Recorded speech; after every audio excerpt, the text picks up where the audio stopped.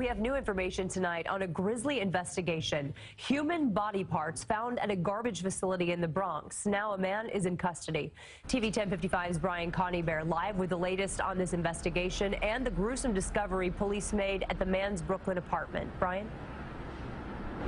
Yeah, Jessica, we're at the corner of Nostrand Avenue and Erasmus Street here in Flatbush, Brooklyn. This is where police made that disgusting find today. Severed human body parts inside the kitchen of an ex-con who's now back behind bars and may wind up facing murder charges. The NYPD answered the door where convicted sex offender Samori Moses lives. Sources tell TV 1055 a human head, 2 hands and 2 feet were found stuffed in the freezer inside his second-floor apartment at 185 Erasmus Street in Flatbush. Oh, that's crazy. That's real gross. Frank Vassell was stunned to learn his next-door neighbor is accused of cutting up a woman's body. The investigation started Tuesday when other body parts, including a torso and leg, were discovered at a garbage transfer station in Hunts Point, the Bronx. Police used cadaver dogs to comb through the trash after the gruesome find, but they have not yet identified the woman.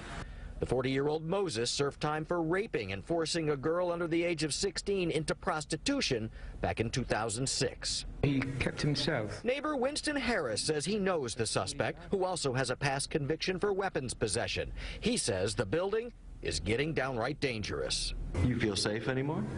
Not really. Not really. Frank Vassell had one word to describe his next-door neighbor. A monster? Got to be a monster. To do something like that? Exactly. Welcome to Urban Crime Chronicles, where we bring you nothing but the truth. Where Brooklyn at? I'm right here, big. Your boy sitting on top like a hair wig. Bed-Stuy flying, Bushwick sick. East New York, walk the Brownsville Grill. I'll see you. I got a Fort Greene lean. Clinton Hill chill. Red Hook look. Man, ain't no shook hands in Brooklyn. Son, your life can get took. Man, Brooklyn. Then threw off bridges, 1 hard top, 2 soft bitches. Ride through the borough with 2 4/5. Phantom open up like 2-door fridges. I'll make them change that New York digit from 718 to 187. From 212 to 211. Your boy's back with a new one, son, huh? Come to Brooklyn, and you could get left or end up with life in the pen. Samori Moses was a pimp, a tall, strong, imposing man, straight out of central casting.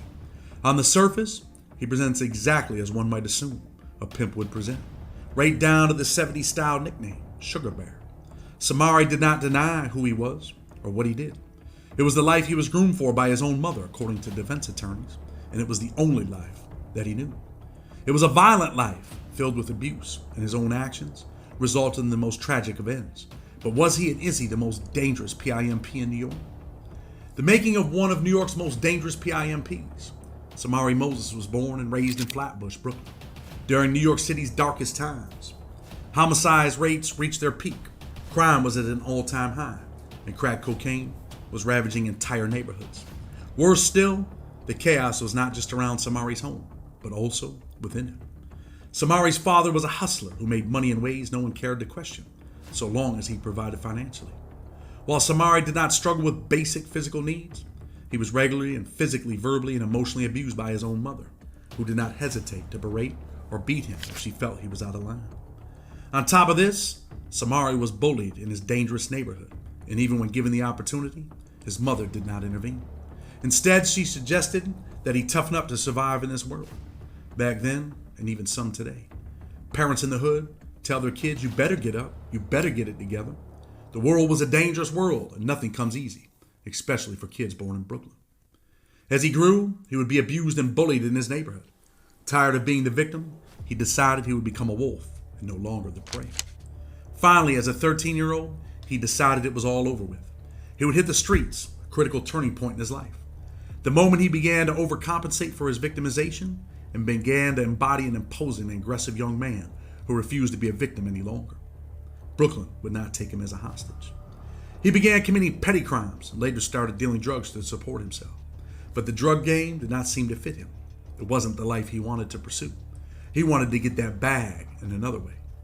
After being groomed by his mother repeatedly to pursue pimping, he stopped selling drugs, started selling sex, just not his. Instead, it was the women of the night. Samari's mother, Frazelia Barfield, was born in Philadelphia in 1942 and moved to Bedford-Stuyes in Brooklyn when she was 10. When Miss Barfield was 18, she would meet her first player, her first husband, Sean Barfield Sr., a postal worker, who was 39 at the time. The couple soon had 2 children together, Sean, who was born in 1962, and Pierre, born in 63, and they would eventually marry. As Sean and Pierre were reaching adolescence, Mr. and Miss Barfield would separate, legally divorcing in 78. During the separation, Miss Barfield would meet Charles Mo Moses, with whom she began a relationship. The two met at a club where Miss Barfield was bartending. Mo was about 10 years older than Miss Barfield and was known to be a hustler who ran several businesses in Brooklyn. One of those businesses was a nightclub where Miss Barfield became a bartender and soon thereafter a dancer. Miss Barfield never knew exactly how Mo made his money, or so she says. He was a hustler. It wasn't drugs. It could have been women. Regardless of the means, Mo made large sums of money with his hustle, only driving Cadillacs and showering the children with every material thing, including the latest clothing and an overwhelming number of toys. Samari was born in Flatbush in 1976, a notoriously tough time in New York City. For most of the city, this was a time of financial crisis, with high crime rates and seemingly irreparable decline in the well-being of the city. The spike in crime in New York would follow the city's financial crisis in 1975, which forced budget cuts to municipal services, including the police department. The NYPD revolted in response to these significant cuts, issuing a pamphlet called Welcome to Fierce City, a survival guide to the city of New York. Despite the increasing crime and financial desperation, the federal government did not approve a city bailout, leaving New York to fend for itself. Soon after, New York City experienced its highest crime rate in 1980, when Samari was just 4 years old. A year with 1,814 reported homicides. Murder was all around. In Flatbush, crime, drug use, and destitution were amongst the city's worst, and prostitution and drugs were visible every day. For Samari, each time he walked out the door, since at least the age of 10, he had the overwhelming thought that he could be murdered himself. He was never sure if he was going to make it home alive. His older brother Pierre described Flatbush in this way: "It was a bad neighborhood I grew up in. You had to be tough, or you got walked on. I had to grow up tough. It was scary to leave the house." One of Samari's more terrifying memories of witnessing violence was when he was in 5th grade at the age of 10 in the mid-1980s. He saw someone shot in the head at point-blank range outside of his apartment building window. The next morning, he watched the building superintendent cleaning the man's brain matter off the sidewalk. That is just one example of the violence young Samari was exposed to on a regular basis.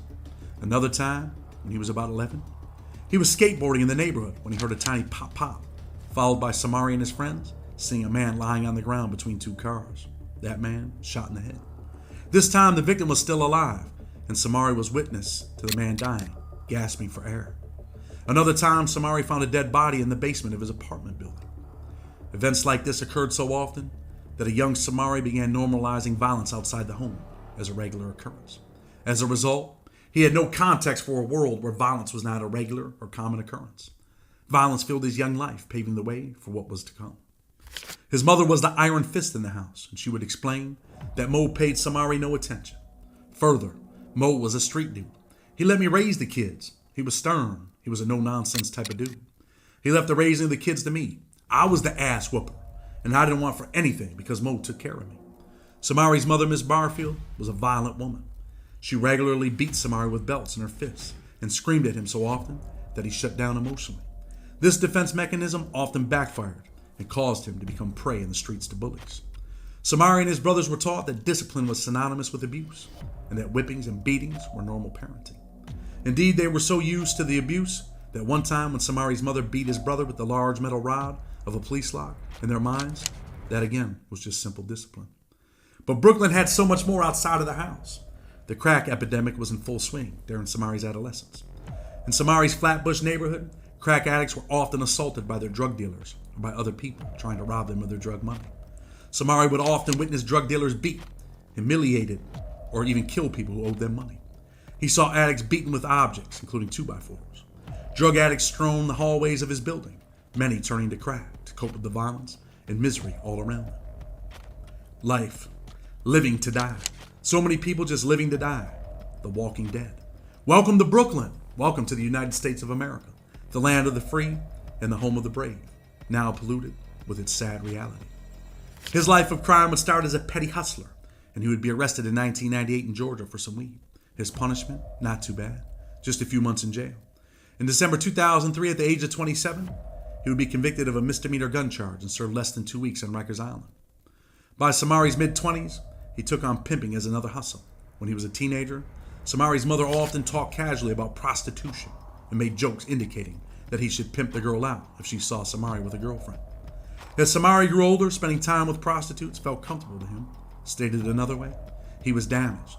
And he would later explain himself, when you're damaged, you surround yourself with damaged people. Not unexpectedly, to an outside observer, Samari's trauma followed him.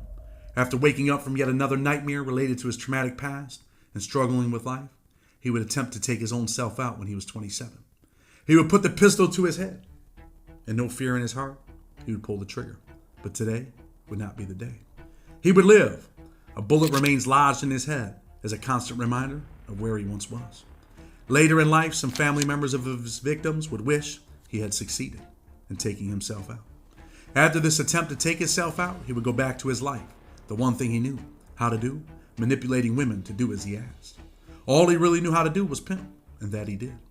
Samari would be incarcerated in New York State Prison from 2006 to 2009, and again from 2012 to 2016 for charges related to trafficking.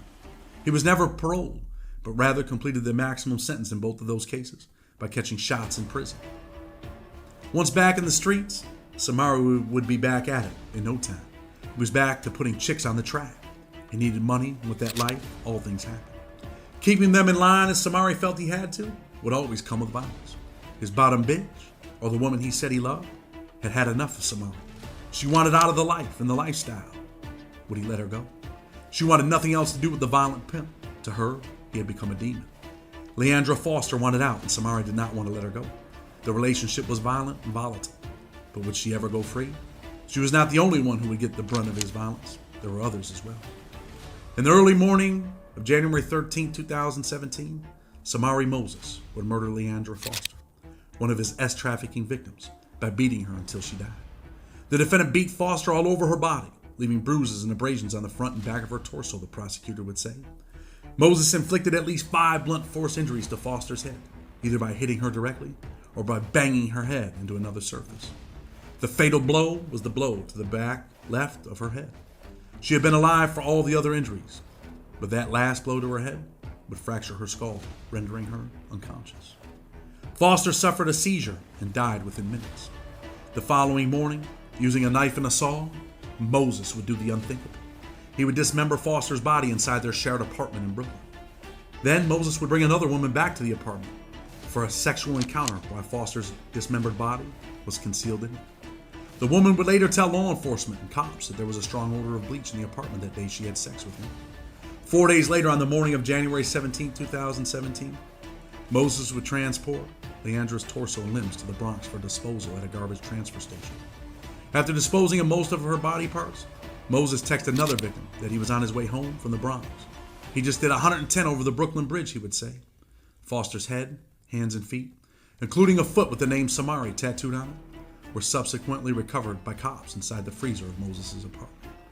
Foster was 32 years old at the time of her murder, leaving behind a child. Her parents knew, her family knew, that she was in danger and warned her to leave long before the new year would ring in 2017. But it was too late. And Moses, he wasn't letting her go. Cops said Foster's murder is the most brutal and gruesome slaying many of them had ever seen. Kenneth Foster, Leandra's father, would say that his daughter had been in grave danger for months by her SO boyfriend, Moses. This shouldn't happen to any woman. The victim's cousin, Carmen Figueroa, would also chime in, and she would say that Foster thought her man would kill her if she told anyone of the abuse that she was going through. The man was a monster, Carmen would say. Women should see this and open up. They don't need to go through this. People should open doors for abused women. He has a thing against women, Kenneth Foster would say. We tried to get her to leave him, but she would just get mad at us. I guess she had battered woman syndrome. The killer deserves medieval torture for the rest of his life, her father would say through tears. You cannot be human and do something like that. You're an animal. Prosecutor would say since at least 2003, Moses lured women and girls with false promises of love, but then used threats, violence, and psychological manipulation to force his victims into prostitution for his benefit. Moses would keep all the money his victims earned, as prostitutes required many of his victims to have his first name, Samari, tattooed on their bodies. The feds would catch up to Samari right when he was finishing up his state bid. He would be the first to be charged with committing a death while engaging in trafficking. Should they give him the ultimate penalty and put him to sleep? In the end, Samari would avoid death and he would plead guilty. His attorney would ask for 20 years. Samari Moses would stand before Judge Carol Bagley Amon as the government went over the case. They would say that Moses used brutal beatings, torture, and threats to coerce his victims to work in prostitution in Brooklyn and Queens. Moses would threaten to throw one victim identified at the sentencing proceedings as Jane Doe 1 off a roof, and he R'd her too, and bit off a piece of her buttocks and spit it at her. The man had become a wild animal. Was it his upbringing, or was it who he really was? As to another victim, identified as Jane Doe 2, Moses would slash her arms and back with a razor and beat her with a belt before pouring lemon juice on her wounds, leaving her with extensive scarring over much of her body, including her arms, head, legs, and back. When a victim identified as Jane Doe 6 did not give Moses money as he demanded, Moses would beat her with an extension cord, leaving her with numerous open bleeding cuts, and told her that he was a pimp. This is what he did. When a victim identified as Jane Doe 7 told Moses she did not want to work as a prostitute, he would put a shotty in her mouth and threaten to kill her and her child. When it was all said and done, the 20-year term was not even in the cards. United States District Judge Carol Bagley Amon looked at Samari Moses with hate in her eyes in a Brooklyn courtroom and would impose 10 life sentences. Samari would be buried alive at USP Canaan, where he is now serving his life sentences. Do you think Samari Moses should have been given the ultimate penalty? Leave a comment and let us know what your thoughts are on Mr. Moses, one of Brooklyn's most dangerous.